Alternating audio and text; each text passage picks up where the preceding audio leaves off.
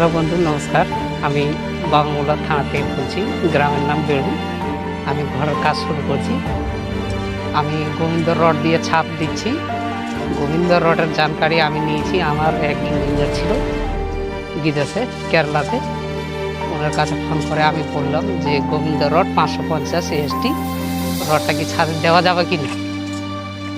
সেখানে কোম্পানিতে আমাদের এই রড তোমাদের স্যাম্পল ছিল, ওখানে টেস্ট করে বাতালো যে মানে ওই রড দিয়ে ছাদ দেওয়ানো যাবে।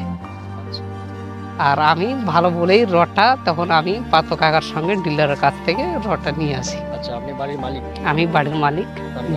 আমার নাম আব্দুল সালাম। সেটা আপনার নিজের বাড়ির কাজ? নিজের বাড়ির কাজ চলছে, আমি নিজেই করছি কাজটা। আপনি যখন রডটা নিতে গেলেন তখন কেমন মনে হলো?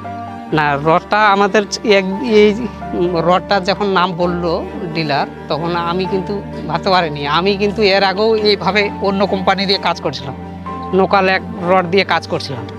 তারপরে রডের ব্যাপারে জানকারি ছিল না। আমার এক ইঞ্জিনিয়ার আছে, বড় ইঞ্জিনিয়ার, সেই বিদেশেও লন্ডনেও 31 বছর কাজ করেছে। ওনার কাছে ফোন করে রডের নাম বললাম, প্লাস ওই আপনাদের লোগো যে আছে ওটার ছবি করে পাঠানো হয়েছে। ওখান থেকে টেস্ট করে বলছে যে না, রডটা পারফেক্ট আছে, ছাদে দেওয়ানো যাবে। দাদার এখানে এসে আমার খুব ভালো লাগলো এবং দাদার সাথে পরিচয় হয়ে বুঝতে পারলাম যে দাদা বিদেশে রডের বড় বড় সেক্টরে কাজ করে, যেখানে কিনা ওয়াটার ট্যাঙ্কার নাকি দাদা? হ্যাঁ, ওয়াটার ট্যাঙ্কার 200 টন 300 টনের বড় বড় প্রজেক্টের কাজ হয়। সেখানকার ব্যক্তি নিজের বাড়ির কাজ করছে। তো রডের বিষয়ে জানকারি আমার থেকেও হয়তো কোনো অংশে কম নেই, ভালোই আছে। তাই সেও কিন্তু নিজের বাড়ির ছাদের জন্য, তাও একটু নিজের ব্যাপার, নিজের বাড়ির ছাদ উল্টাপাল্টা রড দিয়ে তো কাজ করা যাবে না, সেই জন্য সেখানকার ইঞ্জিনিয়ারকে জিজ্ঞাসা করলো যে স্যার আমাদের বাড়িতে কাজ হচ্ছে, এই রডটা দিয়ে কেমন হবে। সেখানকার ইঞ্জিনিয়ার কিন্তু এই গোবিন্দা টিএমটিটাকে অ্যাপ্রুভ করেছে।